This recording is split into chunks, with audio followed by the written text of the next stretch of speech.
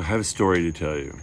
This is going to give you a little bit of perspective on how we want to hesitate before we jump to conclusions, and especially before we start to accuse and ridicule and label people.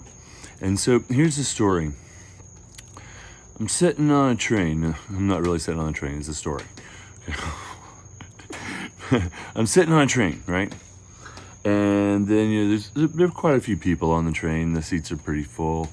And then these three kids get on with this one gentleman.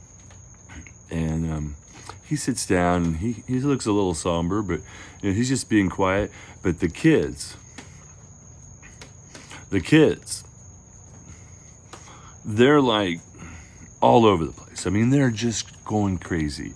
They're running up and down the aisle. They're dropping stuff. They're throwing stuff. They're bumping into people and whatnot. It's causing havoc. I mean, and one old lady says to the other one, she says, "I can't believe he doesn't even control them." Okay, and the other lady looks over at them, says, "Obviously, he doesn't care." And then another guy, he's looking at his newspaper. He just kind of like slides that newspaper up and like, "I'm not going to pay attention. I'm out," kind of thing.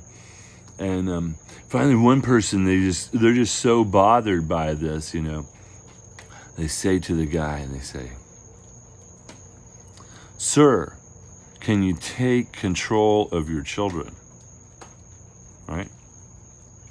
I mean, everybody was basically looking at this guy and going, "Hey, what kind of parent is this that just lets his children just run havoc in the train?" Right?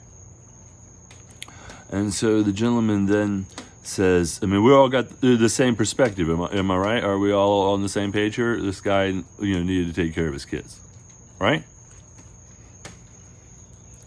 So he looks up at the person that finally confronted him. And he said to him, "I am so sorry.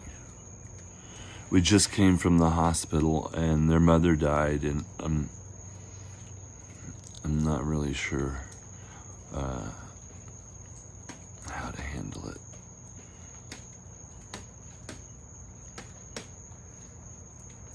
So now we have a whole new perspective, don't we? Just one little piece of insight into that individual's spot, their place, their journey. Suddenly things look different. Now we have compassion for this gentleman who just lost his wife. And these children who used to be an extreme irritation, now we have compassion for them. They just lost their mother. They don't really understand what's going on. And their father's in no position to be trying to dictate, as we all first assumed with our initial judgments. So, with that story, I just want to point out to you that as you go through your journey, there's going to be people who are going to judge you. They're going to see you as that gentleman. They're not going to jump into your shoes, and they're going to just make their own judgments. And that's okay.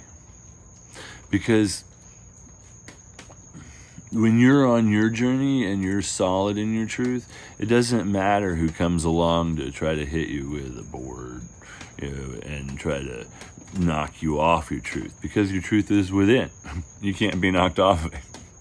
Okay, but at the same time, remember, we want to treat other people the way we want to be treated, right? So remember that as you suddenly find yourself triggered by someone else's situation, someone else's action, someone else's whatever it may be. And maybe try to come at it from a little bit more compassion. And as you do that, try not to label anyone, because when you label them, there's a psychological factor that plays in right away. and essentially it separates them from you. It makes it harder for you to jump into their shoes and feel what they're feeling so that you can understand better, so that you're not so judgmental. I think you'll find peace, happiness, and many rewards in your life as you apply this.